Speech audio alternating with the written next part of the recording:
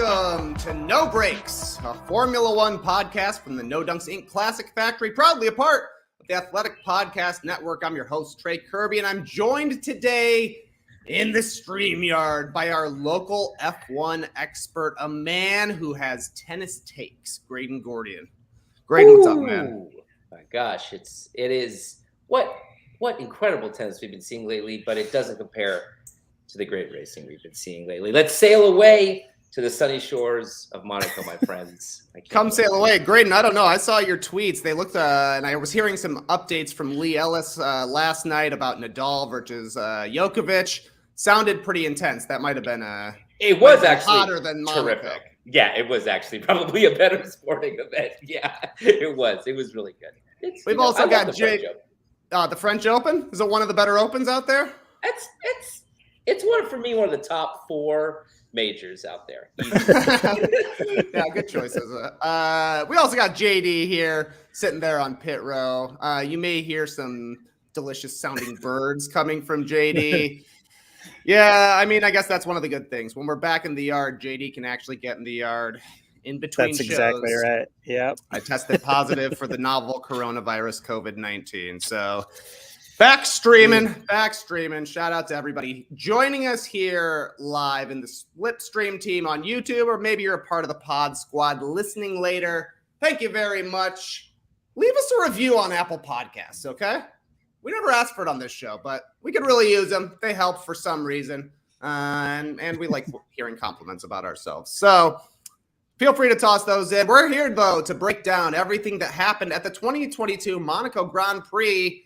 We're going to start with quali on Saturday because Graydon, last week on the show, you said this is the most important qualifying session of the season. Had some interesting things happen. You had to like what you saw from Charles Leclerc on Saturday, locking down pole position for the second straight year. Didn't crash in the very last turn. Saturday, looking good for Ferrari. What you think, Graydon? I mean, Saturday could not have gone better for Ferrari. Their car was built for this track. We thought it would perform well, and they put in some spanking laps. Charles, in particular, was absolutely crushing it. And on that final lap, he looked to be outpacing everybody by maybe even half a second. He was flying out there. He had to feel good. Saturday, he's proving to be kind of the king of Saturday. If anything, the problem is in most weekends, you don't score points on Saturday. That's the problem. So, but I mean, it was great. In general, I think qualifying was exciting. Oftentimes, Saturday is the most exciting day over the Monaco Grand Prix weekend. So, and I think it didn't disappoint this year. You saw some great laps. People were, I don't know. I was super impressed with what Ferrari did. It looked like they had set themselves up to capitalize on what was a critical weekend for the team. Definitely looked like we were heading towards the first Monegasque driver winning in Monaco because, like you're saying, Leclerc qualified on pole, but maybe his last lap was going to be even better. Didn't he say, like, that's the best lap he's had in his career or something along those lines? I mean, he was beating his own lap, which had been a good third of a second ahead of the rest of the field on his previous hot lap. He was beating that lap by almost half a second. I mean, he was going to spank everybody else before Sergio Perez spun out, put it in the wall, had a wreck with Carlos Sainz, kind of ruined everybody else's lap. Max Verstappen himself admitted, even though he was on a good lap, that he was not going to beat Charles. He acknowledged that. At best, he was going to move up into second. So I think that was, but there was other people who performed really well as well. I thought you saw a good qualifying from George Russell in a track that probably didn't necessarily favor Mercedes. You saw, I thought, a terrific qualifying performance from Fernando Alonso, from Sebastian Vettel. I thought, everybody who managed to squeak there. Meanwhile, you saw a couple of people who I expected to perform a little better, probably Valtteri Bottas, most notably, not make it into Q3. So I think there was some surprises, good and bad, on both sides. But, the drivers, for all of the challenges that race day provides, the drivers love driving on this track, right? They love the challenges of it, and I think they showed that on Saturday. Yeah, so we ended up with both Ferraris in the front row, Leclerc on pole, Sainz in P2. The Red Bulls shared the second row, Perez in P3, Verstappen P4. Also, shout out to Lando Norris, had a good one. finished P5 in quali right ahead of George Russell in P6. And then on down through there, which brings us to Sunday. And Graydon, this was a race. You know, we like to say this was a real game of basketball. When we saw a good game of basketball, and when it's just an okay game, it was just a game. This one was the race. So let's take a look at the point scorers here real quick from Monaco. Here's your top 10. Sergio Perez taking P1, becoming the first Mexican driver to win in Monaco, becoming the most successful Mexican driver in Formula One history, if I'm not mistaken, as well. Definitely a surprise win for Perez there. P2 for Sainz, P3 for Verstappen, who was definitely the second teammate on Red Bull this weekend. I thought that was interesting to see. And there you see your guy, Graydon, Charles Leclerc, finishing P4 after sitting on pole on Saturday. On down 5 through 10, we've got Russell, Norris, Alonso, Hamilton, Bottas, and Vettel after an Ocon penalty dropped him to P11 after the race. Graydon, usually what we do is go through this race with some categories, but not all of them were applicable this time around. So we're stealing from No Dunks again. It's time to play What You Yacht. What you got? What you got there? What you got?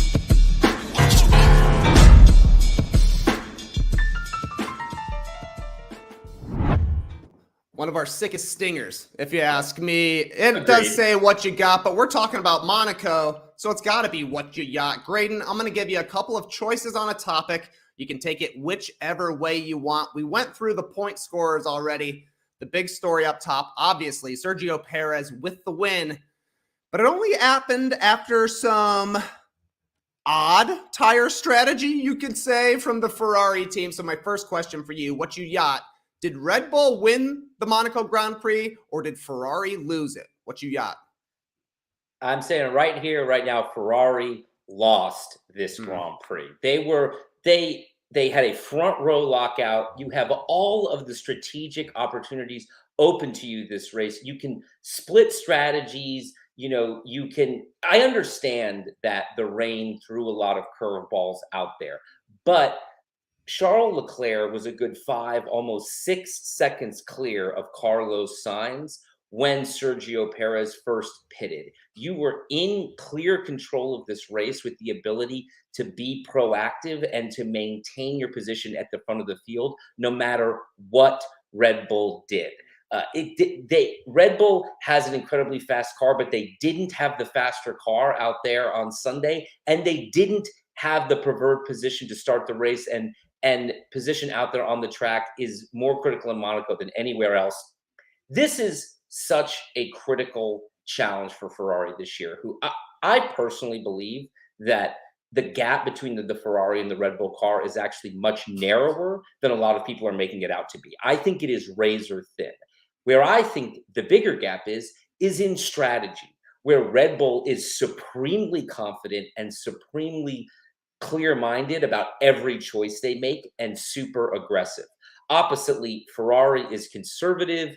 They're anxious. They're uncertain. They're getting out there, getting several laps in. The fact that they're even debating with Carlos Sainz, about whether they should be running long on the wets or going to inters, whether they should be waiting to go straight onto the dries. They need to be clear and confident and dictatorial. The left and right, if they weren't uncertain, they were incorrect. And that is just not going to cut it when you have a Red Bull team with as powerful as a car as they have, and that is so sharp on strategy. So that to me is where Ferrari is losing this.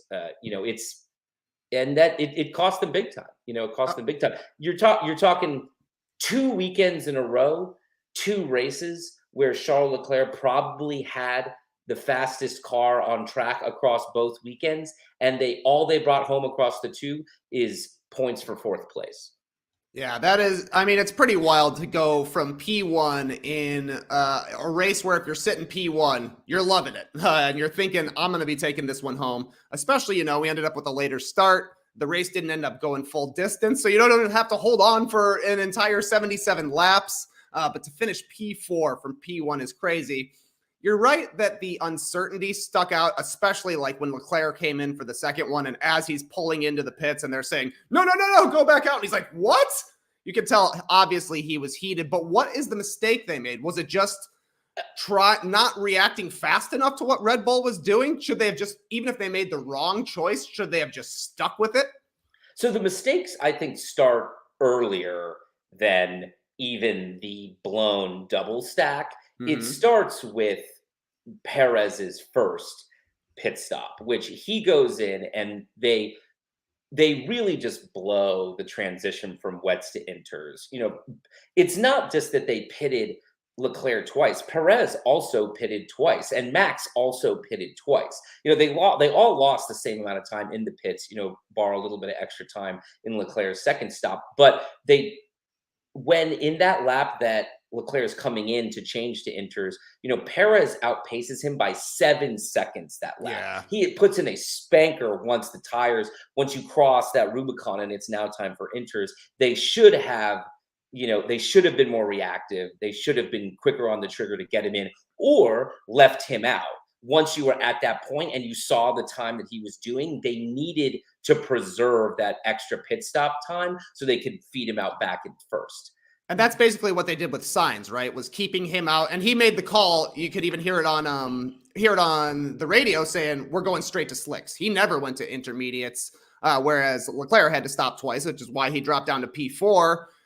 Maybe if Sainz doesn't end up behind a Williams slowing down on his outlap, maybe he has a chance at P1, but that was clearly the smarter strategy, not pitting for inters or going for inters right away. It was kind of like Ferrari was bad twice with Leclerc, right? Like they were too slow to go to inters and then too fast to go to slicks. And, from Sainz's part, I guess maybe he was thinking that the hard tires would light up a little bit faster, or they would have the extra 13 laps or whatever we didn't get at the end of the race to actually overtake Perez there at the end. But it seemed like a double botch for both cars, and specifically for Leclerc. Is there any sort of an advantage for Red Bull running behind the two Ferraris to be like, all right, we can try whatever we want. We can be the aggressive ones here, and they're going to have to react to us, and maybe they'll panic, which they did. There's there's an advantage in the sense that the undercut is a serious risk, and you're the one that kind of gets to dictate when the undercut happens. But that's mitigated by the fact that Ferrari locked out the front row, and they do have that other guy that they can split strategy with to seemingly control that. So it shouldn't have been so problematic and like such an uncertain moment for Ferrari. Red Bull did get a little bit lucky in the sense that when they pitted Perez, he came out behind Lando, and that threatened to really mess up Perez's strategy if Lando hadn't then quickly pitted and freed him into open air. Oppositely, Carlos got a little bit unlucky coming out behind the Williams and getting stuck there. But that's also pit strategy at Monaco. You've got to be looking at the gap you release guys into. That's part of the piece of the puzzle, right? So it seems to me that there's just a lot of factors here that they didn't consider. But the most important thing, I think, is acting with confidence, which they just really failed to do. Is this a new thing, Ferrari, or is this No, I think this is a tale as old as time. I mean, they are the most self-defeating team in Formula One by a country mile, right? This is Ferrari strategic mishaps, strategic failures are go back years. I mean, this isn't even just, recent history, mistakes they made with Vettel or mistakes they've made during the Leclerc era, but back when Alonso was writing for that, twice Alonso, actually, over the course of his career, in 3 separate instances, Alonso is 8 championship points away from being a 5-time world champion, and he's only a 2-time world champion. But 2 of those times are with Ferrari losing to Red Bull by single-digit points. I believe 3 points and 4 points. Alonso lost to Vettel in a Ferrari for the entire championship. And that was preceded by tons of small strategic mistakes over the course of that season that cost them the razor-thin margin that totally changed the difference in what level of greatness we perceive Fernando Alonso to be. So this is a decade-old issue that we're dealing with here. I was completely unaware that Mattia Binotto was Italian for Doc Rivers, but right. seems to be holding up So that's our first What You Yacht. Our next one's a bit more fun. Graydon. Oh, before we move on, though, I got to say, major shout out to Sergio Perez. I thought he was actually great in this race. He seized the opportunity. I thought it was awesome seeing, the last 4, 5, 6 laps of the race. The top 4 basically nose to tail through the end. It's tough to overtake in Monaco. It's also really tough to overtake Sergio Perez in general. So he did an awesome job defending to hold on to the win. We've heard a lot this season, I feel like, on the broadcast about how well he does accelerating out of slow corners, which is, kind of like a surprising thing to hear as a strength. But it obviously came through in Monaco. So awesome win from him and a pretty solid 100%. Flip into the Red Bull pool as well. But our next What You Yacht, definitely a bit more fun. Definitely the thing you and I and Nora talked about the most this weekend. It's Charles Leclerc's pre-race pants. Let's take a look at these pants here. The front is jeans. The back is jeans. The side is track pants. So, Graydon, What You Yacht? Are Leclerc's pants jeans or track pants? I think they're jeans. I would call these jeans. But I should have, when I saw this photo, I should have known that he was taking an L this weekend. I should have never been so confident having seen a man in these pants believing that he would win the Monaco Grand Prix, because I'm not a fan of not this a fan outfit. Of these pants? I'm not a fan of these pants. And I think of him as a stylish guy. Stylish. Yeah. Yeah, this is just like Ferrari was indecisive with their tire strategy. Charles Leclerc was indecisive with his pants. Couldn't decide, am I going straight denim or am I going track pants here? But I agree with you. I think if you were looking for these on a website, they would be underneath denim for whatever reason. So I think that's right. A wild pair of pants. But you can tell he had the confidence being there at his home race. If you show up wearing those pants, you're feeling good. Yeah, that's a man who's comfortable in his own skin. I'll give him that, right? He's in his element. Definitely. I don't have to get all gussied up when I'm at home, and he's on his home turf, so neither does he apparently. Yeah, exactly right. Anyways, one of the reasons we decided not to do categories is because, Graydon, you looked at the doc yesterday and said, best moment. Was there a best moment? Not a ton of racing action in Monaco. We had the top 4 chasing each other at the end, which I mentioned earlier, which was cool. We had another big crash from Mick Schumacher, and we had some funny stuff, I would say, where Lewis Hamilton just could not get around an Alpine, which left us with the top 6 having their own race and the bottom 14 having their own race on the complete other side of the track. Graydon, is there anything else that stuck out to you race-wise in Monaco?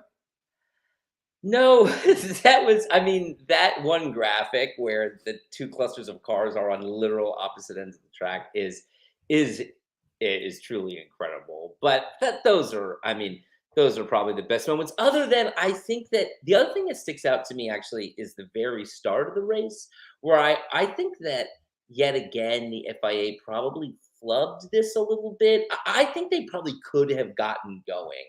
And if I know it really poured at one point, and maybe that would have forced a red flag, but the conditions when the race was supposed to start were fine to start on wets. The drivers seemed to want to go. They were complaining about that a lot. The team seemed to want to go. It seemed to me like they should have just started the race rather than delayed it for all the time that they did. But that's not that's a low light, not a highlight. I mean, it was pouring at technical race start time. It was really coming down. But this isn't the Atlanta Grand Prix, is what I'm thinking. Like Lewis Hamilton says, F1 drivers know how to drive in the rain. Here in Atlanta, it's not a guarantee. No, but F1 drivers know how to drive in the rain, so they would have been fine. But I also do kind of agree. I think it was Russell who said, I think we could have started, but we also probably would have had to stop. So I don't know. It's just it's a weird thing. It seemed to be an overly conservative call, especially considering people like wet races, and especially considering it really levels the playing field. And in Monaco, maybe that would have been fun to see, a wet race in Monaco. Have there been any classics in Monaco? In the wets. Oh yeah, that is honestly some of the great races in F1 history are in the wets in Monaco. That is, it is like the great equalizer, and it causes a lot of chaos. I mean, let's be real. Even the chaos that we saw among the top 4 in the swapping of spots would not have happened in the dry. Like True. it just would. I just absolutely 100% believe that Leclerc would have probably just cruised to first if it was a dry race. There's one instance in which you have to make a stop. He probably nails it. It's probably fine. Right? But it causes a lot of questions, and what we didn't see was, I think, we didn't see a lot of mayhem because of some big wrecks because of the rain. We saw actually a few notable saves, but we didn't see any, which is oftentimes the cause of the chaos. So. What a beautiful segue from you right there, Graydon, because like you said, we had two pretty cool saves on the track, which brings us to our next What You Yacht. Carlos Sainz hit a wet part of the track on lap 24, nearly spun out, but he did save it. Crofty called it the save of the season, but just a few laps later, lap 39, Alfa Romeo's Zhou Guanyu pulled off his own spectacular save before flying through the chicane there down at the end. So What You Yacht, what was the better save, Sainz or Zhou Guanyu? I'm going to go with Zhou here. He is like at one point in this save is almost perpendicular to the rest of the track. I mean, really is flipping hard. He gets lucky that there is a chicane up front and he can just run straight through it, which I'll give Carlos credit for that. He saves without having to, take any runoff. Kept racing, yeah. Yeah, kept, and Zhou couldn't.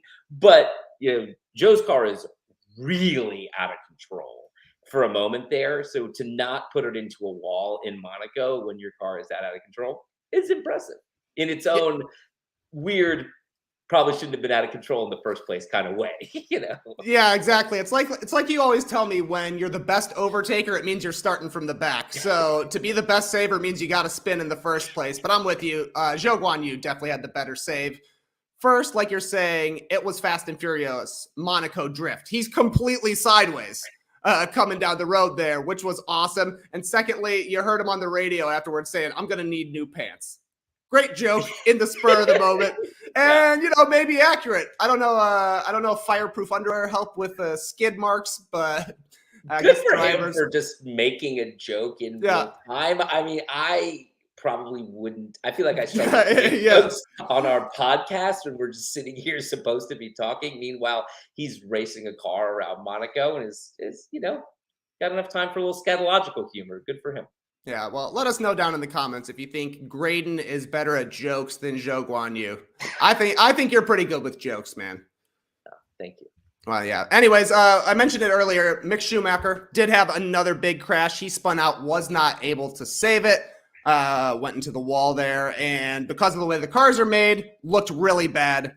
Again, the back split off from the front. I guess the back is way heavier, and then the cars are obviously quite fragile as well. I saw that Mick's starting to take a little bit of heat here now, Graydon. This is his second big crash of the season. Magnussen has been competitive, more so at the beginning of the year, but this was the first time that both Haas's didn't finish a race. Should Mick be doing better? He was so close to the points in the last couple of races, but also he hasn't scored in the points yet. Yeah, I'm not quite to the place where, I'm ready to throw the baby out with the bathwater on Mick. It is, while a much more competitive car than last year, I think you could also make an argument that K-Mag is really overperforming the car. I mean, he's just driving the pants off of it. That being said, this is a very disappointing week for Haas overall, right? This is a great chance for them to score points just as long as they do well on Saturday, and to have two DNFs, and in a car that probably they did go into the weekend feeling strong about. People, I think, predicted that they would be able to be competitive. To walk away with 0 points is a real shame. We'll see with Mick. At the end of the day, I think listen, is he getting a little bit of grace because of his last name? For sure. There is a whole sea of people out there who want to see him succeed, and are eager and optimistic and will highlight every near points finish as if it's progress or something like that, and forget about the wrecks, forget about the blown weekends. So he's got that going for him, but at the same time, he does have tons of talent, and I think he's, I'm willing to give him another year or two to, figure it out and see if he can make it click. So. Yeah, I think Gunther Steiner said, we'll have to see what we do in the future, which is kind of a non-committal way of saying anything other than Mick is struggling. And I think the difference is that last year for Haas, it was Schumacher and Mazepin, 2 rookies, and Mazepin was the worst driver on the grid. Now he's getting compared to a legitimate driver in Magnussen, who, even if he didn't finish this race, has been solid throughout the season. So maybe Mick's shortcomings are sticking out a little bit more. Yeah, I think unlike last year, there's no expectation that he'd be outperforming his teammates. That would be really impressive if he was doing that, a veteran F1 driver. But at some point, I think, listen, this is a car that clearly can get in the points. It can be competitive on both Saturday and Sunday. And we're going to need to see that. If we get to the end of the season and he's still sitting there at the bottom of the standings with 0 points, it's time to ask some tough questions about it. So I drove by a Haas company store this weekend. Oh, I was yeah. back in Chicago for a wedding. I think we must have been in Rosemont. I don't know where it was. And I just saw the Haas sign. I was like, what? Let's pull over. We were on the highway, so we couldn't, but they're out there. They are out there. Gene What do you Haas. buy? Yeah, like what do you buy at a Haas company store? Isn't it like a metal working? Isn't it like some sort of like machine, like machinery, kind of like Get like a sick metalworking welding factory? helmet or something like Yeah, that? I think it's more of like a B2B thing. I don't know, but I think it's something like that. They do machinery and metalworking or something like that. I don't know. Well, I'm going to make it a point to stop the next time I can. Maybe find me a Mick hat or something like that, because I think that guy's still going to get points at some point in his career. What a prediction. Lando Norris is going to win a race and Mick Schumacher is going to get points. Which happens first, Graydon? Ooh, wow. I think Lando wins a race first. Wow. Oh. Interesting. Okay. I don't know. He feels close to me. I understand that they're not close in the sense that they're clearly the 4th best team, but I feel like they could have just enough chaos. Just a dash of chaos could leave Lando in the right place to finally win a race. Yeah, McLaren's definitely, well, at least Lando has seemed to find the car a little bit here. So that's good to see, and something I'll be tracking to rub in your face at some point. The last one, it's like Mick is now going to get points like in Baku, like the very next race now. That's let's all. Go. All right. Our last question, one I didn't think I would be asking, Graydon. Monaco is the most famous Grand Prix in Formula One. It's one of the Triple Crown of auto racing, but you heard it on the broadcast. I'm sure you saw it on Twitter. I even saw it in a Chain Bear video after the race. People aren't so sure that Monaco should still be on the schedule, basically because the cars have gotten too big and too fast, which can sometimes lead to boring racing. So, Graydon, what you got? Keep Monaco or ditch Monaco? Okay, I have thought a lot about this over the years, and I would like to keep Monaco, but with a caveat, which is I think they have to change the race structure a little bit. I think, first of all, we already have weekends that are meaningfully different. We already have some weekends that have sprint races and others that don't. And actually, if you look back through the history of F1, there's wildly different structures that are explored. So to me, it's like, let's change the structure of Monaco to make it a more exciting race. My preferred solution here, which I originally saw proposed by Chain Bear, and I think is a great idea, is to add a Joker lap, which, if you're unfamiliar, Joker laps are something they do in World Rally Car, where there is a alternate path, like a longer version of the lap that you have to take at some point. You must do one version of the Joker lap. Now, you could have it to be you have to do the Joker lap 6 times or 10 times, or you have to do it once every certain number of laps or something like that, right? There's different ways you could structure it, but that means that you have to choose strategically when to take a longer, slower route and when to be faster. That adds another layer of strategy, allows for different overtaking opportunities, complicates the entire race in such a way that it is not assuredly a parade on sunny days. So I think that to me is a really, really interesting way of solving this problem that has precedent in broader motorsports. I think something like that is needed if we're going to keep it, but we should definitely keep it. So Yeah, I'm 100% with you, and I love your suggestion. It seems impossible to have a Formula One schedule without Monaco on it. If you don't have a triple crown in your sport, why do people care as much? And even Monaco, a race that like Laura likes to watch the races with me, but not always. She's like, "Ooh, Monaco, my favorite." It's a lot of people's favorites just because it looks awesome. It's got the history. It's so ritzy. The celebrations are great. People 100%. love boats. People love water. So keep it. And yeah, I mean, the sound of this Joker lap, that'd be very cool. Something to just throw a wrinkle in there. And like you're saying, there are so many races already where things are different that changing up just a little bit of a pathway on this might be the way to go to make it a little bit more exciting. There's definitely opportunities to do it right. Little roundabouts, little extensions of it's because it is that there's a bunch of opportunities for it. I think it's worth considering. You are right. It is for casual fans, for new entrants to the sport. They love it. It's oftentimes one of the very few, if not the only race they've ever heard of on the calendar. But oftentimes they show up to watch it and it doesn't deliver on their expectations because it ends up being a somewhat unexciting weekend. If we could change that and make it a really exciting Sunday, I think that has huge potential for the sport. So hopefully they find a solution. I hope that they're able to renegotiate a contract with the principality and they're able to be open-minded about what the format of the weekend looks like. Has the layout of the track changed over the course of the years?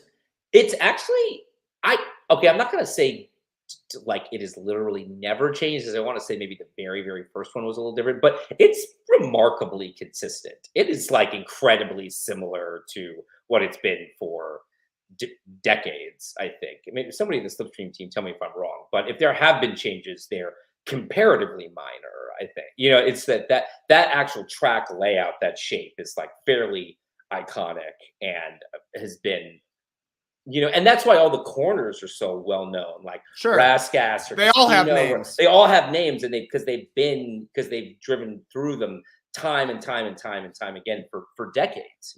So yeah. Which would be your favorite part of the track to drive? Ooh, I think it's got to be the tunnel. The tunnel looks awesome. Tunnel looks awesome. Yeah, I think it would. The tunnel looks awesome, and Brundle, like the way Brundle talks about it, he's like, it's even more intense than it looks like when you're watching the race. A lot tighter, and the light differences being dark in the tunnel to the light at the end of the tunnel are pretty intense. And hard in the wet too, right? Because you're like on the wets, you go into the tunnel stride, you come back out onto the wets. It's like a really challenging moment there. Interesting fact: I believe the tunnel is actually the fastest turn in the F1 calendar, slightly faster than the series of fast turns that you have at Silverstone, which are exceptionally fast. But then, Beckett's and the like. And then the hairpin is the slowest turn on the F1 calendar. So I believe it has both the slowest and fastest turn on the F1 calendar. Yeah, there were so many moments through that slow hairpin where it was like Sainz was right up to Perez, and then Verstappen was right up to Sainz. That was amazing that none of them touched like at all. That was awesome. So it's a city course. They take down the track afterwards, but obviously the tunnel is still there. Yeah. Do they even like put a speed limit there? There's no way anybody goes they're not driving miles per hour, but nobody's going 55 through the tunnel. Nobody's going 35 through the tunnel. You gotta go pedal to the metal. I would gun it, through the tunnel for sure. Surely, I have always wanted. Surely the Monegasque cops are just sitting out there, just waiting for people the week after. We got you, suckers. I gotta presume. I would love to. Go to Monaco, rent a car, and drive the track. See how fast you could do it. There's got to be like rental language when you rent a car in Monaco. They're like, you cannot drive this 180 miles an hour. You have to swear to us. We put a governor on it. Yeah. We did keep one category though, Graydon. Full Beans driver of the weekend. Ooh. So who are you giving your beans to after this weekend? Who really went for it? And just for confirmation, we did hear Brundle say you got to give it full beans during qualifying. And I think it was during Verstappen going through the tunnel of all places. So you can go full beans through that tunnel. Who's getting your beans, Graydon? I think for me, this is, maybe it feels like an obvious pick, but I'm giving it to Checo. I think it's a great drive. So excited for him to get a win, especially following a race that I think for him was very frustrating, given the way the team orders played out for him in Spain, to come back, get a victory, cement his status as the guy in Red Bull next to Max for the foreseeable future. And I think just, I don't know. It was you made a point earlier. Yes, I think Ferrari lost the race, but 100% right. When the door opened, Checo was ready to walk through it. Good for him. There were other guys I considered. Valtteri, I think, drove a great race, jumping up a few points. Awesome stuff. And I think, Russell and Lando, I think both deserve a lot of credit for the race they put in. But Checo was on the top step. He's my guy this week. Yeah, you got all the names that I was interested in. Checo for winning a surprising one, and honestly, being the better driver than Verstappen the entire weekend. So shout out to him. Russell, like you said, maintained his streak of being the only guy to finish in the top 5 for every single race. Norris, P5 in quali, P6 in the race. Good stuff. But I'm giving my beans to Valtteri Bottas. Out after Q2, still finished P9, and he gave Lewis Hamilton one of those Bottas pictures, brought him a signed version of it. Great. I think Lewis says at the end of the clip, he's like, "Oh, I'm gonna get my buns out the next time I'm in Colorado." So stay tuned for Lewis's Hamiltons. Oh, Hamiltons. Hamiltons. Anyways, those are our beans. Checo and Valtteri. We're going to take a quick break, but when we get back, we're going to talk a little bit about news and a little bit about some different cars. Stay around. Hey, Skeets. Yo. Been meaning to ask you something. When's the last time you thought about your testosterone health? Been a while. Months. I would say step it up. Yeah? It's never too early because experts believe that testosterone affects a bunch of important parts of our overall health, like bone mass, libido, muscle health, and more. Thankfully, Roman's testosterone support supplements were designed by real doctors to make sure your body is maintaining its greatness. Roman T-Support is a proprietary supplement formulated by Roman's in-house doctors, and it's meant to help men maintain their body's natural testosterone production. With ashwagandha to support healthy testosterone levels, magnesium to support muscular health, vitamin D3 and zinc, you won't find this blend anywhere else, even if you're looking for it. So go to GetRoman.com/NoDunks today to see if Roman T-Support is right for you. If you're approved, you'll get $15 off your first order of Roman T-Support. Plus, Roman offers flexible monthly plans with free 2-day shipping after that. Fellas, it's never too early to start thinking about your testosterone health. So go to GetRoman.com/NoDunks to feel confident from the inside out with Roman. Trey, I gotta ask you. Yeah. When was the last time you thought about steaks? About a week and a half ago. All right. Well, you're going to think about them a little bit more after this ad read. We know 20 rebounds equals No Dunk's big beef. Omaha Steaks equals world's best beef. Naturally aged for the ultimate Right, mate, in tenderness, juiciness, and flavor. Omaha Steaks knows exactly what Dad wants. I know what Dad wants. Dad wants steaks. Stop giving Dad the same old gift when you get to Father's Day here. Give him an experience he'll always remember. Mouth-watering steaks and a reason to think about you. I want my dad chomping into a steak, thinking of his son. Every steak is flash frozen, vacuum sealed, and ready for Dad to love whenever he's hungry. And dads are always hungry. And these are backed by our unconditional 100% money-back guarantee. So wise up, Lily. And remember, Omaha Steaks. Dads want steak. I love this ad copy. When you give Dad perfectly aged and oh-so-tender steaks, you're not just giving him the best meal of his life, but the chance to grill them up and make a memory with you. That'd be nice. You grill with the boys at times, right? Yeah. Well, geez. Hands away from the grill, boys. Visit omahasteaks.com and type No Dunks in the search bar and order the Dads Want Steaks package today. You'll get 8 of their new, bigger Omaha Steak burgers absolutely free. And because it's Omaha Steaks, everything is backed by that 100% money-back guarantee. So Omaha Steaks, they are good. I have some. And don't sleep on the hot dogs from Omaha. Don't I was sleeping on the hot dogs. Yeah. In fact, hold on. The hot dogs are so big you could technically sleep on them. I agree. They're basically a mattress. They are large. These things are huge. They are huge. Yeah. That's not a Bun length not a hot dog wieners? I've They're seen. very Are good. these bun length wieners? Yeah. Yeah, but Nice. I had to buy like brioche buns. Is the only ones they had at Trader Joe's, and it's like they were like the dog was pouring out of the bun, which is actually all right because I don't mind the first bite being straight dog. Straight dog, yeah. Get that snap. Okay, yeah, meat. Your testosterone health sounds fine to me. I'm fine, man. It's not ashwagandha. It's still there. No one likes waiting on a paycheck, especially when you've got bills due. Good thing there's Chime. Now you can get your paycheck up to 2 days early with direct deposit. That's up to 2 more days to save, pay bills, and generally just feel good about your money situation. But Chime is more than just about getting paid early. It's also an award-winning mobile app, checking account, debit card, and optional savings account.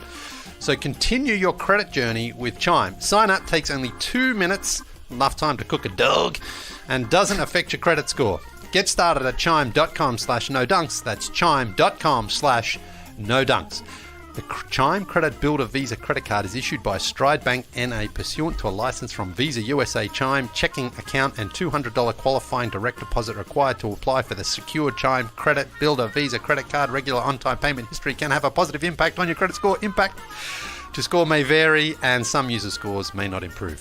Tried to hit it in one breath. Couldn't do it. Nay. Welcome back to No Breaks. The Monaco Grand Prix wasn't the only big race this weekend. Also had the Indy 500 in Indianapolis as part of the IndyCar series. You know what they say, Graydon? There's more than just corn in Indiana.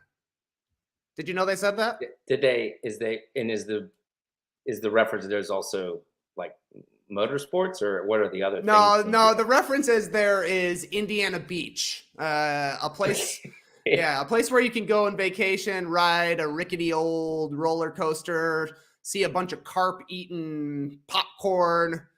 Well, I mean, I guess that's corn, but there is more than just corn in Indiana. Yeah, there's the home of the Jackson 5. That's right, Gary, Indiana. In Gary. And, that's right. And the Brickyard. And high school and college basketball. You know, people, they love it there. Anyways, did you watch any of the Indy 500 this weekend, Graydon? I watched like 5 minutes of it. Yeah? I threw it on for a few minutes. I did go back and rewatch the highlights. I didn't watch it end to end. I thought it was nice how like I feel like Monaco ended at 11:30. I guess I was Central Time at this time, so it ended at like 11:30, and I think coverage for the Indy 500 started at maybe noon. It's like they had planned this out or something along those lines. You got any takeaways from the Indy 500? I mean, I was thrilled for Marcus Ericsson to get a win. You know, he is, with Chip Ganassi Racing, he's going up against a lot of big name teammates, guys who are whether they're former champions in IndyCar or legends of motorsport like Jimmy Johnson. He has got some big name guys on his team. So for him to get the win is awesome. Our XF1 guy out there making it happen on the oval. Way to go, Marcus. Is there a big pipeline from F1 to IndyCar, being open wheel racing?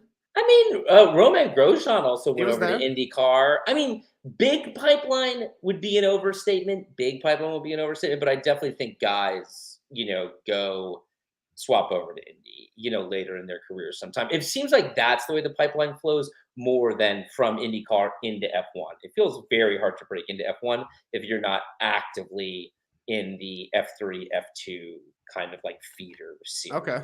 I mean, it just feels like statistically the overwhelming percentage of new drivers are coming from F2, right? It usually goes the other way. I guess you got to grow up with the curves rather than just the ovals.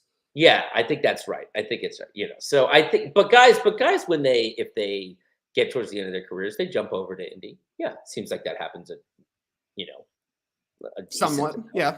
So like you said, Ericsson was a driver in Formula One until what, 2018, 2019? Yeah, maybe? for a bunch of years. Yeah, for sure. And then Grosjean obviously was around until the end of 2020 season, maybe. So pretty recently. I was surprised to see Jimmy Johnson was racing in in IndyCar now? Yeah, I don't know. Takuma Sato, put in time in F1. There's a lot of guys. I mean, I can't rattle them all off the top of my head, but it's like if you go back and look through IndyCar, like over the years, there's plenty of dudes who did stints in F1 who then get a shot in Indy for sure. One of my takeaways is that their cars are uglier. Very, very pointy. I guess the Halo cockpit thing that they've added recently, that thing is intense on an Indy car. Very tall. Looks like a ship driving down the road. Other question I have for you about the Indy 500 is pretty simple. Do you like milk? No, not a milk guy. I actually was thinking, I was thinking to myself as I saw Ericsson, chugging the milk. Crushing the milk. Crushing milk every year I would feel awful if I had to win. I don't know what I'd do. If I won the Indy 500, I wouldn't want to do it. It would give me an upset stomach to slam that much milk. Yeah, a full thing of milk just all over yourself after a hot drive. Maybe it's refreshing, but it's not the thing I would be looking not for. Not for me. It's right not, away. It's not for me. No, it's not. I'm a bad. Can you do that? Can you be like, I'll pass? I don't think so. I think that's lactose intolerant. No thank you. Yeah, exactly. No thanks. Yeah. Maybe even then you just take a little spit it out. That sort of it. thing, like a wine tasting or something along those lines. More but like a head, like a down on the head thing. Let us know in the Slipstream team down in the comments. Do you like milk? One of the most important questions in No Breaks history. Moving on to some news. Our first headline comes to us from The Guardian. F1 schism with FIA deepens after controversial decisions in Monaco. We talked about it a little bit already, Graydon, but basically the decision whether or not to start the Grand Prix was controversial amongst the drivers. We heard quite a few saying they could have started. We heard some saying they could have started, but maybe they stopped. Some said they made the right decision, but that was the big one from the weekend. Obviously, drivers have been complaining about a lot of things with the FIA all season, from jewelry and underwear to the way penalties are assessed, to some drivers calling out track barricades, and not to mention the way last season ended, which I think is crazy that we're now hearing rumblings Michael Massey might return. Graydon, is this just complaining about the league office of the Formula One, or is there anything that can really be done here or anything that needs to change? I don't think it's as simple as just complaining. It seems like the complaints are so universal. The frustration is coming from so many different corners. There is kind of a when there's smoke, there's fire issue here a little bit. I don't know if I could confidently tell you what the solution is here. I would say if I'm the FIA, you have to take this seriously because the complaints aren't just coming from the drivers. The teams are starting to get frustrated. And for the FIA, the F1 is an absolute cash cow. So they cannot just afford to ignore the frustration of, if the drivers are frustrated, that's one thing. But when the money folks up top start to get angry too, that can be really complicated. So, I mean, since Mohammed bin Sulayem took over of the FIA, things have been bumpy for sure. So I think it's time to maybe pivot a little bit or hopefully come back to the table and smooth things out a little bit here, because right now it doesn't feel like the relationship between the drivers, the teams, Liberty Media, any of them, and the FIA is super healthy. So they got to do something about this, I think. Yeah, I think it must have been after the last race of the season last year when we said you never want to end up talking about the officials in any sport, and that's exactly what happened. And I think that that's probably the case here. A little bit too much ref talk, considering we're talking about, like, going into the last race of the season last year, the biggest moment in F1 in the past decade. Probably, lots of eyes on the race, and it ends in controversy. Here we've got Monaco Grand Prix, one of the most famous out there. It's not even starting on time, and you're ending up having to deal with all of this off-track stuff rather than the racing and the exciting stuff that all of the fans want to see. So I don't know. I don't know what the solution is either. It's like let the boys race, perhaps, is kind of what it just comes down to. But even that was Michael Massey's call at the end of the Abu Dhabi last year, and we saw how that went. Yeah, there is. Admittedly, it feels like a bit of a damned if you do, damned if you don't. The thing on the FIA, it's like, okay, are they being safe enough with walls? Are they being too, and the material, are they being too safe, not letting them race in the rain? Are they, letting drivers be too aggressive? Are they not? Are they trying to restrict them too much? Whatever. There definitely is. It's not exactly clear to me what everybody wants the FIA to do, but it does feel like right now it's like everybody is unhappy with them. Yes. It is so many complaints from so many different corners of F1 that it does feel like something's got to give. So Yeah, exactly right. It's kind of like everybody is like us on this podcast. They're like, I don't know what needs to change, but something needs to change. Something's got to be a little bit better here. I haven't heard like a proposal from somebody yet that makes sense to me. Nobody's out there being like, and the thing I want the FIA to do is X. Nobody says that. They're just this is like messed up. That's yeah, they're like, this say. is messed up. This isn't how this isn't how this should be. That's all people know. That's all I know too. So When somebody hands you a giant glass of milk after a hot race, this is messed up. Our next headline is from Formula1.com. Red Bull gives Sergio Perez a new 2-year deal until the end of 2024. Apparently, he actually signed this extension before winning in Monaco, which led to a great clip where you can hear him tell Christian Horner, I signed too early. Graydon, what are your thoughts on Sergio getting an extension there with Red Bull? yeah, I mean, it seems deserved. I think Sergio has done a good job for them. Certainly, he's shown great progress from last year, where I think halfway, 2/3 of the way through last season, people were honestly asking. I was honestly asking, is Sergio better in this seat than say Pierre Gasly? I think there was other guys you could have considered teaming up with Max, but in this instance, he's been a great teammate. He's looked great. He looks really comfortable in this new car. He seems well positioned to help them, win constructors championships. I don't know that he'll truly challenge Max for a title ever, but it's great. Good for Checo, a guy who was right on the edge of being out of the league, right, razor's edge of that. It's awesome to see him like thriving, extending his career. So I'm really pumped for him.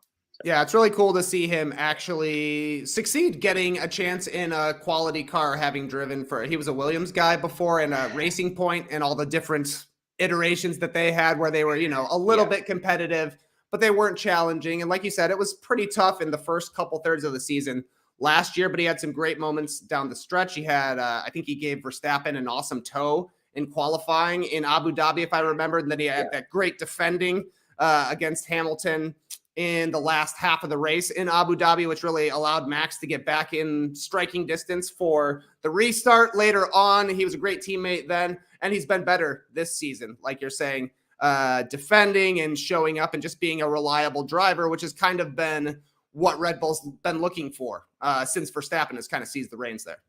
I will say the one thing that complicates his life for some other people kind of down the grid. If you're Pierre Gasly, kind of sitting over at AlphaTauri, you got to ask yourself, okay, what's my future now?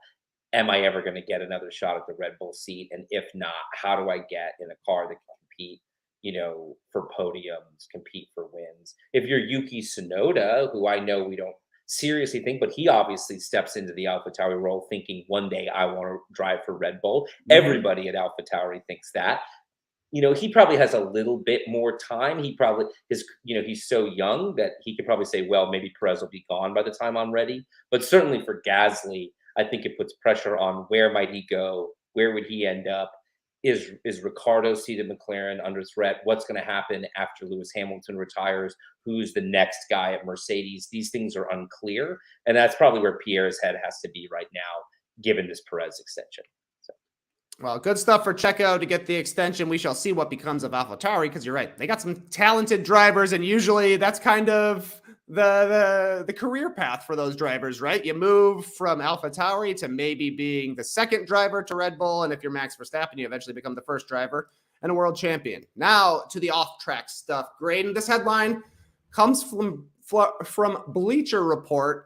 F1 stars Charles Leclerc and Carlos Sainz do voiceovers in Disney movie Lightyear. Yes, the origin story of Buzz Lightyear from the Toy Story franchise. Apparently, Leclerc is going to appear in the Italian version, doing some voiceover work. Sainz will appear in the Spanish version. I just want to know, obviously, you're a huge Buzz Lightyear fan, so you're going to be seeing this. But are you going to track down the international versions to hear Charles and Carlos on the mic. I have watched the international versions of all the previous Toy Stories. I've watched each in 5, 6 different languages. So was I already going to do this? Yes, probably. But now there's something special. I really have something to look forward to here, which is recognizing the voice of whatever character they are. Recognizing the voice of a character, man. That'll be wild. Wow. Just tracking down the Italian version of Lightyear so you can pull the Leo meme. I know that voice. Yeah, that's a big point. Wait, I presume this is, I just was very presumptuous. I presume this is some extension of the Toy Story franchise, right? Oh yeah, it is the origin story for Buzz Lightyear. Like when he comes in 1995 to Toy Story 1, he thinks he's already a superhero. So this movie is all about his life. I mean, he's not his character's life as a superhero. Got it. Understood. I will probably watch it if I'm being honest. I think Lewis Hamilton has done a voice in the Pixar universe. He was maybe in Cars 2. One of the Cars movies? Yeah, racing one of those cars. But yeah. Okay. I didn't know about Formula One way back then. Which Formula One driver do you think would be the best actor, Graydon? Oh, wow. What a question. What Formula One driver would be the best actor? Well, if it was the 1980s, the easy answer is Max Verstappen being like a ski resort villain. Oh, like a bad guy. Yeah. You could easily slot him in as like a James Bond villain or as anything like that, right? But I also think you could slot in like George Russell as like country club rival villain. Oh, like that's a good one. You know what I mean? Like yeah. kind of like guy like Judge Smales, like somebody like a little like I'm going to be telling my father about this type of like kind of like rich brat type character. I think he would slot into that perfectly. So. All right, let us know in the comments which F1 driver would you like to see in a movie and what kind of role would they play? We've got one last little piece of news. It's actually a tweet from Kimi Räikkönen, a former F1 driver who retired after last season. In classic Kimi form, it simply says, "We are racing again." Because Kimi is joining NASCAR. Graydon, what are your thoughts on this one? I love it. First of all, this actually isn't his first NASCAR stint. During his previous retirement, over a decade ago, he did the NASCAR Truck Series very briefly. I don't know how many races he did, but he did. So he has a little bit of experience on this side of the pond, doing the rubbing that is racing and going, turning left. But I think that I'm pumped. I love Kimi. I think he's great. I think he'll be super fun in NASCAR. I have no idea. It's very cool in general that, it's obviously different driving between Formula One and IndyCar and NASCAR and rally driving and trucks. But I think it's cool that these guys are like, yeah, I'm done with Formula One. I'm just going to keep driving in a different sort of promotion. I think it's really awesome. You see it sort of with like an international guy like Marc Gasol. His NBA career might be done, but he'll go and play in Spain for a couple of years on the team that he owns or something like that. But it's not quite the same. That's kind of end of the career stuff. This to me just seems like I love driving. I'm just going to keep driving. He honestly has. I love driving is right. It's like Kimi has always said that. It's like this is what he likes to race. He hated every other part about F1. He hated the media. He hated the fame. He hated the glitz and the glamour. He was like, I like racing cars. And I honestly think this will be more of that for him. He won't be a big celebrity. He won't be the big name on the circuit. All the people packed in Bristol won't really give a crap about Kimi. He'll just be out there and be able to race. And like, that's awesome, man. So, I think his first race is going to be up at Watkins Glen, an iconic F1 track, although I don't think he's ever raced there in F1. So. Well, who knows? Maybe he will make it into a news segment here, getting a win, just like Marcus Ericsson. Only time will tell. And only time will tell if you stick around after the break, because when we get back, we're going to Baku, baby. Yeah, buy energy drinks, guys. Can't keep them in the fridge around here. Got tons of beer in there. Got lots of soft drinks. No shortage of Omaha steaks, but Starbucks Baya energy drink, can't keep it stocked up. The Bayas are the first to go bye-bye. And I blame Lincoln and his G-friend, the girlfriend. She's a fiend for caffeine, so he's always sneaking them to her. But, let's be honest, we're all drinking them. And normally I'd be mad, but who can blame? With caffeine naturally found in coffee fruit? What? It's energy that's good. Plus, they're delicious. They come in 3 delicious flavors: mango guava, raspberry lime, pineapple passion fruit. Love the alliteration of that one. And I like to drink one in between shows when we have back-to-back jacks, It's a delicious midday pick-me-up, I guess you could call it. Now here's the part of the ad where I'm supposed to show off the packaging. But like I said, I can't keep the damn things on the shelves, and apparently neither can my local Publix, because I raced down there this morning to try to stock up. Just a big empty spot. It's like the toilet paper aisle when there's a big storm coming around here. So this will have to do. Here's Tass Mellis making sweet love to the raspberry lime Starbucks Baya energy drink.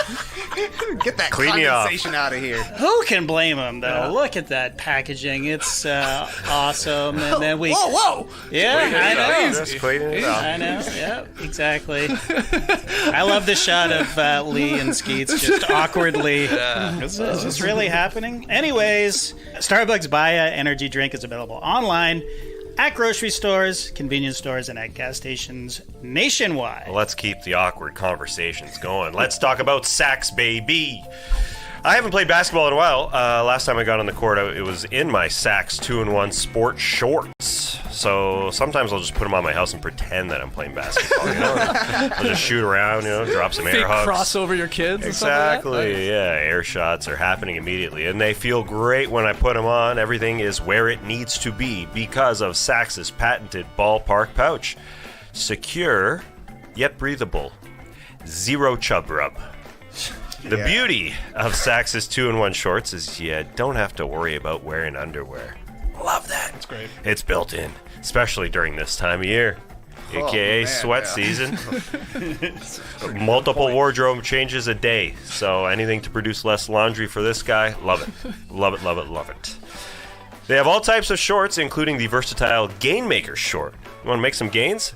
The Gainmaker short is designed for all types of training. This multi-sport short will have you posting PBs in no time. I love peanut butter. Its breathable liner is made from a moisture-wicking material and comes from a hidden stash pocket. Then there's Saks's Sport to Life short. This style is built to go back and forth between sport and everyday activities. Hit the gym, grab a beer, hang with friends. This one does it all. And of course, everything is backed by Saks's Comfort Guarantee. That's 100% satisfaction or your money back. And you can take advantage of our special offer today.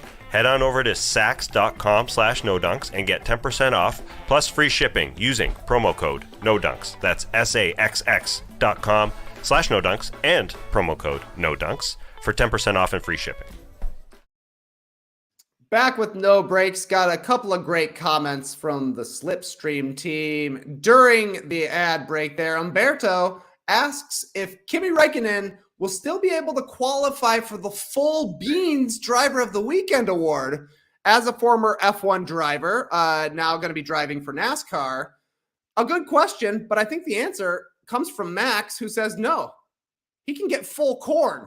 If you win a race, if you're a Formula One driver who wins a race in a different series in America, you get full corn. So that's going to have to be our secondary award. Marcus Harrison, our only full corn guide so far since this is launched. So shout out to everybody joining us live here right now.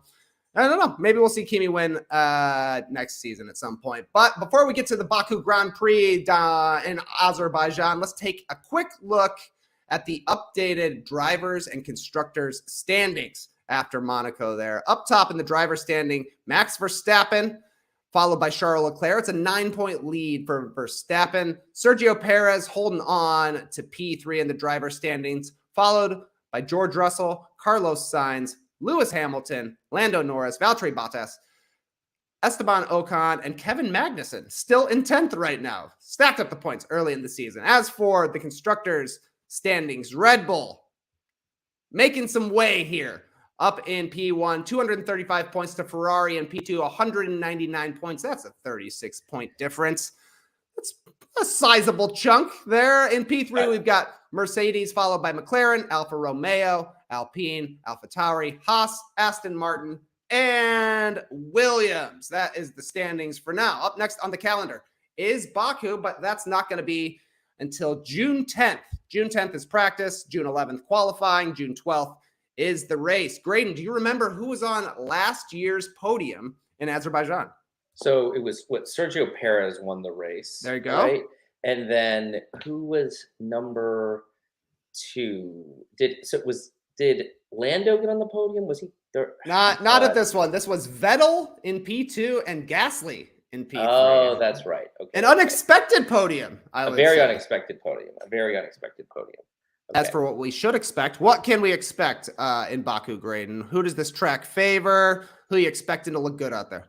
So I do think that on the whole, this track probably slightly favors Ferrari because of how technical it is and how tight and how much of it is like windy, curvy corners and how sharp they look. Some of the same qualities that make them very strong in Monaco, very strong in Sector 3 in Spain are the sort of things that will make them strong around most of the track. However, the main straight in Baku is one of the widest and fastest anywhere on the track. So a great overtaking point and will be a huge opportunity for Red Bull if they happen to start behind Ferrari yet again, as they have several times throughout this season. So certainly overtaking opportunities will be there. I think that, however, unlike some races, certainly unlike Monaco, and certainly given the podium from last year that you just named, chaos does kind of reign in Baku, and the likelihood of having an unexpected, podium participant meaningfully higher than some of the recent races, meaningfully higher. So it's hard to predict. I think this is a hard to predict one. But I do think that there's no good reason to think that Charles won't have another strong Saturday, but that Max won't be breathing down his neck come Sunday. I think there's no reason to kind of think that things would go otherwise. So I don't know if they've announced this yet, Graydon, but are they going to have pit stops in this race? Because I can see that perhaps tripping up Ferrari a little bit. Yeah, if they have to stop for new tires. Yeah, they're going to have to do that. They are going one? to have to do that this time. That could be bad. But if you're looking for an unpredictable podium, nothing would be more surprising than Mick Schumacher taking his first podium in Baku. Oh, that would be full beans for a weekend, but that's a little bit from now. Like I said, June 10th through 12th is the Baku GP. So we will be back on June 14th.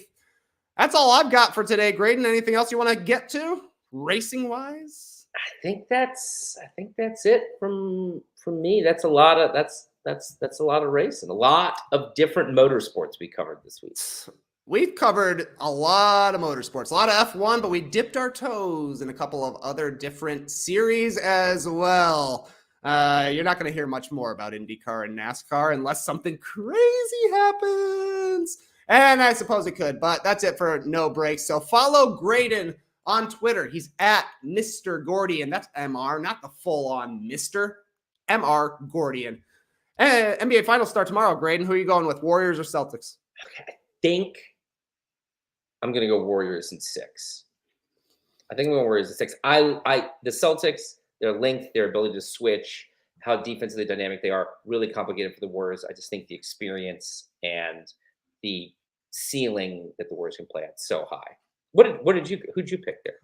Warriors as well. We actually all four went Warriors on the show. Oh, wow, really? I think Lee and Tass picked Warriors in 6, and Skeets and I were Warriors in 7. I was a little surprised as well. I mean, you're seeing a ton of people. You're seeing a lot of people picking the Celtics. And I think I will say, as I've started to read more, the arguments for why to pick the Celtics are much stronger than I kind of imagined when you dig into the details. I still just think the Celtics are a little too, they've blown one too many games. They've given anyone too many leads. The Warriors, to me, feel like the most likely to steal a game they shouldn't have won, which can make all the difference. Stuff like that. Can't wait. That starts tomorrow. Oh, the NBA Finals. I love it. So that's NBA Finals stuff. If you want to learn about the NBA Finals, if you're a sicko, follow No Dunks on social media at No Dunks Inc.